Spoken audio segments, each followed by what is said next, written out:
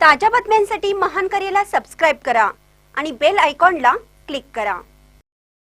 बेळगाव वेंगुर्ला रस्ता रुंदीकरणासाठी शिवसेनेचा पाटणे फाट्यावर रास्ता रोको। वर्षभरात काम न झाल्यास शिवसेना उग्र आंदोलन करणार। प्राध्यापक सुनील शिंत्रे। बेळगाव वेंगुर्ला रस्त्याच्या रुंदीकरणाची मागणी करत शिवसेनेच्या वतीने पाटणे फाट्यावर रास्ता रोको आंदोलन करण्यात आलं। या आंदोलनाचे नेतृत्व शिवसेना जिल्हा प्रमुख प्राध्यापक सुनील शिंत्रे यांनी केलं। रस्त्याची दयनीय अवस्था, अपघाताची मालिका आणि प्रशासनाची उदासीनता या विरोधात शिवसैनिकांनी आक्रमक पवित्रा घेतला। प्राध्यापक सुनील शिंत्रे म्हणाले, वर्षभरात रस्त्याचे रुंदीकरण न झाल्यास संबंधित अधिकाऱ्यांना सैल सोडणार नाही। चंदगड तालुक्याची ओळख जिल्ह्यात नव्हे तर महाराष्ट्रात असून या बाबतीत प्रशासन एवढं उदास का आहे, असा सवाल त्यांनी उपस्थित केला।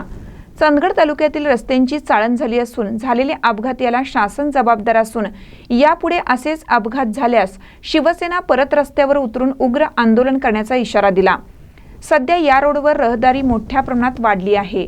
यामुळे आठवड्याला एक अपघात होत असून लोक मृत्युमुखी पडत असेल। यासाठी रस्ता रुंदीकरण होऊन होणारी जीवितहानी वाचवणं गरजेचं आहे। ॲडव्होकेट संतोष मळवीकर यांनी आरोप करत सांगितलं की शेवटी आंदोलनकर्त्यांचे निवेदन सार्वजनिक बांधकाम विभागाचे उपअभियंता श्री मुल्ला यांनी स्वीकारले।